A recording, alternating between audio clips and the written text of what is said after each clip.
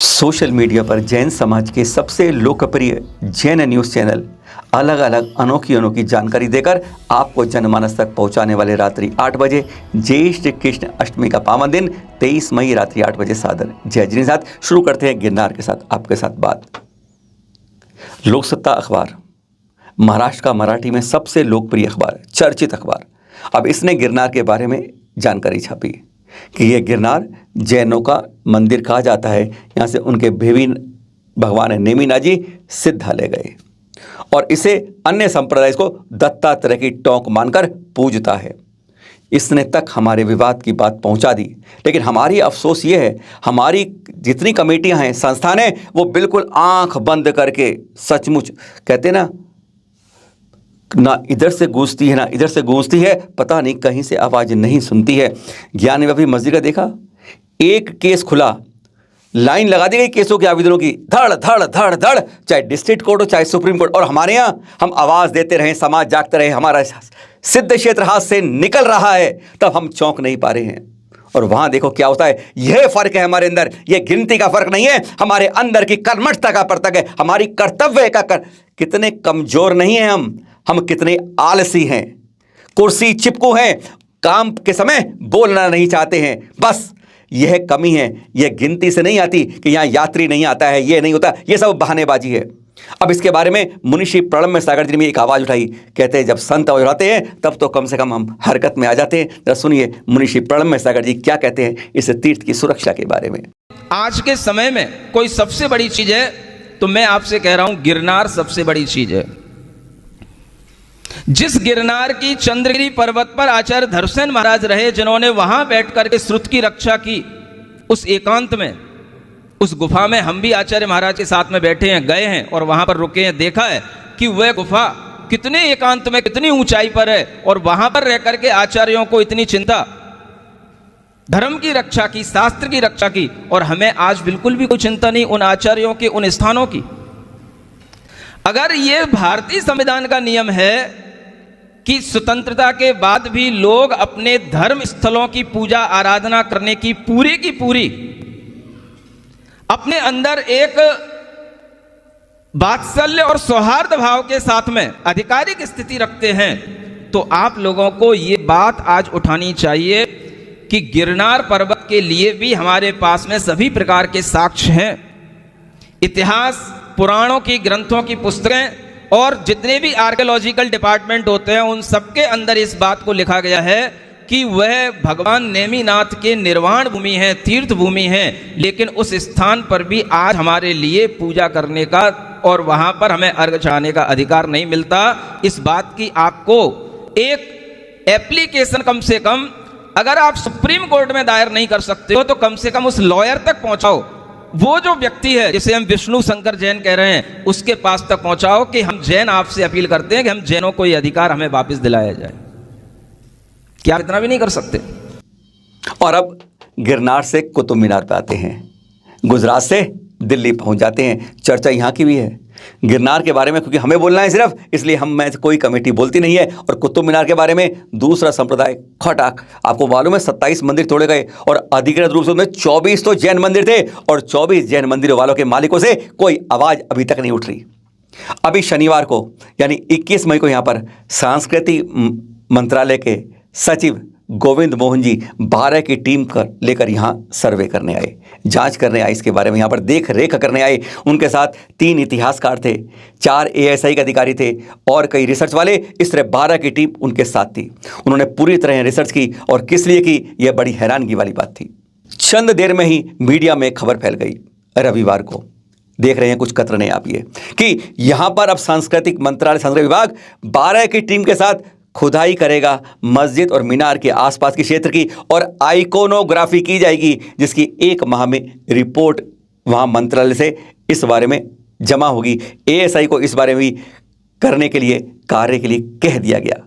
इस बात को भी कुछ देर हुई थी, यानी 3-4 घंटे भी नहीं बीते थे कि सांस्कृतिक मंत्रालय के मंत्री रेड्डी जी ने स्पष्ट कर दिया कि सरकार कोई खुदाई नहीं कर रही। अब यह बात है कि बात का खुलासा नहीं हो रहा कि सही क्या है, गलत क्या है, क्योंकि जो ASI के जो हमारी जो विभाग है प्लस कल्चरल मिनिस्ट्री के सचिव हैं गोविंद मोहन जी, उन्होंने तो कहा है कि हम यहाँ पर आइकोनोग्राफी करवा रहे हैं। और जो हमारे मंत्रालय के मंत्री हैं वो कहते हैं हम खुदाई नहीं कर रहे हैं, यानी कुछ ना कुछ तो कर रहे हैं। यह बात लगती पुख्ता है। वैसे हमारे सूत्र बताते हैं कि शाही ईदगाह मस्जिद और ये कुतुब मीनार का पूरा परिसर जिसमें यह भी आती है, इन सब की आइकोनोग्राफी और सर्वे हो रहा है और होएगा शीघ्र ही जून में, और 1 माह में इसकी रिपोर्ट सांस्कृतिक मंत्रालय के पास भी पहुंच जाएगी, ऐसा हमारे विश्वस्त सूत्र कहते हैं। और कुव्वतुल मस्जिद के पास यह शीर्षक अंग्रेजी और हिंदी दोनों में लिखा हुआ है, जिसमें स्पष्ट लिखा है कि 1193 से 97 के बीच में कुतुबुद्दीन ऐबक ने जो मीनार बनवाई थी वह 27 हिंदू जैन मंदिरों को तोड़कर बनी थी। इसके आगे ज़्यादा नहीं लिखा है, जबकि सूत्र कहते हैं, हमारे पास जो जानकारी मिलती है, इन 27 में से 24 जैन मंदिर थे। Can you believe that thing कि इस तरह से है। अरे वो कहते हैं कि हमारा इतिहास में बच्चों को पढ़ाते हैं कुतुब मीनार थी, हिंदू संप्रदाय कहता है ये विष्णु स्तंभ है, और जैन संप्रदाय हमारे प्रमाण देते हैं हम कि ये मान स्तंभ है। जांच इसकी भी होगी, आइकोनोग्राफी होगी। अब जानते हो आइकोनोग्राफी क्या होती है? आइकोनोग्राफी होती है प्रतिमा का विज्ञान। जैसे हम पेड़ों की निकालते ना, उसके ऊपर की परत निकालते निकालते पहचानते कितनी परतें हैं और कितना वर्ष पुराना पेड़ है। इसी तरीके से मूर्तियों की भी आइकोनोग्राफी होती है, बहुत बारीकी से की जाती है। किस शैली की बनी हुई है, किस रूप में है, उसका मुख कैसा है, टांगे कैसे, सब उसके लिए महावीर प्रतिमा की जैसे आप देख रहे थे, ये पद्मासन में बैठी हुई प्रतिमा है, आंखें कितनी खुली हुई हैं, मुद्रा के ऊपर कोई वस्त्र तो नहीं है इन पर, मुस्कुराहट कैसी है इनकी, किस तरीके से हाथ और चरण है इनके, यह सब पहचान से उस मूर्ति को कहते हैं फिर यह किसी जैन तीर्थंकर की पद्मासन प्रतिमा है। और इस तरीके से और भी कई प्रतिमाएं मिलती हैं कि यह किसी अंबिका देवी की है, तो इन पास क्या इनके पास है, कैसा इनकी शैली है, यह किस जगह से मिलती है, यह तक पहचान जाता है कि किस काल की है। शैली आजकल देखिएगा हर 100-150 साल में शैली बदलती है। जैसी प्रतिमाएं आज बनती थी ना, आज से 250 साल पहले, 500-1000 साल, हर जगह का रूप अलग बन जाता है। यह सब पहचान उस मूर्ति की पुरातत्व विभाग उसकी उम्र जाने बताए कि किस समय बनाई गई। और तकलीफ तब होती है ढूंढने में, पहचान में, जब प्रतिमा खंडित होती है। जैसे आप देखते हैं महावीर स्वामी की प्रतिमा का ऊपर से सिर अलग कर दिया। अब पहचाने कैसे है प्रतिमा है किसकी? बुद्ध की है, कुछ तो कहते हैं जी शिव जी की है, ऐसा भी आ जाता है, या फिर कोई जैन तीर्थंकर प्रतिमा है। अब उसको बड़ा पहचानना मुश्किल होता है। फिर ध्यान से देखा जाता है उसके आसपास क्या क्या बना हुआ है, नीचे के जो चरण हैं, पैर हैं, किस तरह मुद्रा में हैं, किस तरीके से ऊपर, उसके ऊपर का कोई छत्र या कुछ दिख रहा है, वह कैसे, उसमें काफ़ी समय लग जाता है। कहते हैं 1-1 महीना करना पड़ता है, तब वो पहचान हो पाती है कि वह तीर्थ, उसके आसपास की शैली कैसी है, उसके आसपास जो दीवार के ऊपर कोई वास्तुकला बनी है वह कैसी बनी है। कई चीज़ों को देखकर यह आइकोनोग्राफी होती है। फोटोग्राफी की तरह आइकोनोग्राफी यानी प्रतिमा का विज्ञान। एक नई बात बताइए आपको आज। इस तरीके से यहाँ पर जितनी खंडित प्रतिमाएं हैं उन पर जरूर मुसीबत होगी ढूंढने में, पर उन सब का इतिहास जांचा जाएगा कि यह 1193 से पहले की है या 1100, क्योंकि कुतुबुद्दीन ऐबक का काल जो था 1175 से लेकर लगभग 1200 तक रहा। इस बीच में उसने कुतुब मीनार का दावा किया गया, और अगर इनमें प्रमाण मिलते हैं पहले के हैं तो इसका मतलब कुतुब नाम की मीनार कोई नहीं है वास्तव। और ऐसी मस्जिद के अंदर भी यहाँ पर जो मिलते हैं कि वह भी जो उसके अंदर खंबे लगे हैं वह लगे हैं, उन सब पर भी प्रतिमाएं हैं। सारे शीशा, घंटियां हैं, घंटियां मानते हैं कि ये जो होती है शैतान की पहचान होती है, तो इसलिए मुसलमानों में तो इसको इस्तेमाल ही नहीं करते। और तब यहाँ पर मीनार में देखेंगे आप हैरान हो जाएंगे, और जगह जगह देखेंगे, आपको खंभों में देखेंगे, जगह जगह घंटियों के चित्र आज भी देख सकते हैं आप।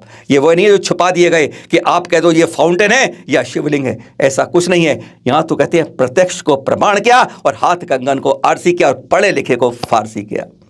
अब एक बात और, जैन कमेटियों को जगाने के लिए पहले बताया, सुन लिया होगा आप लोगों ने, यहाँ पर 4 इतिहासकार, 4 ASI के और कुछ रिसर्चर गए थे सेक्रेटरी साहब के साथ शनिवार को।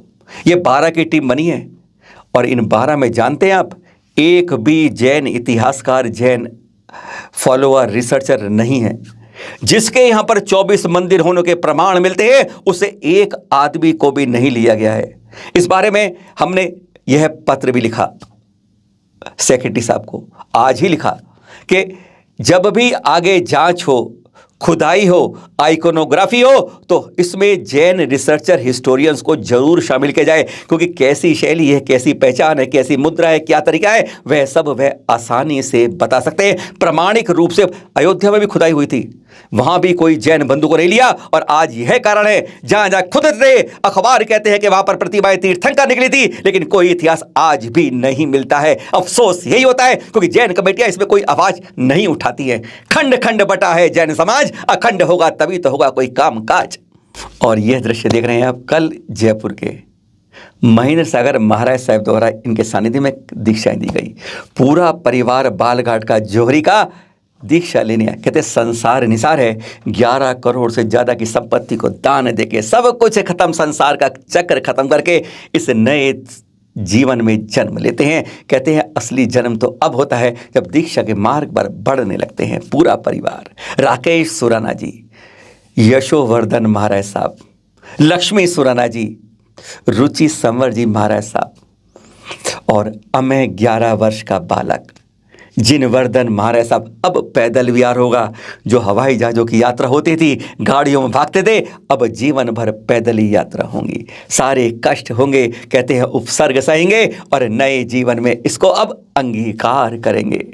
यही तो होता है कि जौहरी थे पहले सोने को छांटते थे, अब एक इस दीक्षा की जौहरी ने पहचाना कि तुम भी तो एक आभूषण हो। दीक्षा के मार्ग में लग जाओ, अलंकृत कर लो अपने जीवन को। धन्य है ऐसा जीवन। यही तो कहते हैं इस जीवन का असली मूल्य तो इस रूप में जाना और परखा जाता है। अब कल करेंगे सुबह 8 बजे आपके साथ बात। पता है क्या करेंगे बात आपसे? साल में एक दिन एक समय सूरज भी महावीर स्वामी की प्रतिमा के मस्तक पर तिलक करता है। कहाँ करता है, कैसे करता है, कल दिखा देंगे आपको और बताएंगे। एक और राज्य में अब सरकार देगी अंडे, बच्चों को खिलाएगी अंडे, बना रही है बचपन से ही मांसाहारी, और फिर कहते हैं हम कैसे बचेंगे शाकाहारी। कल सुबह मिलेंगे 8 बजे आपके साथ। सादर जय जिनेंद्र।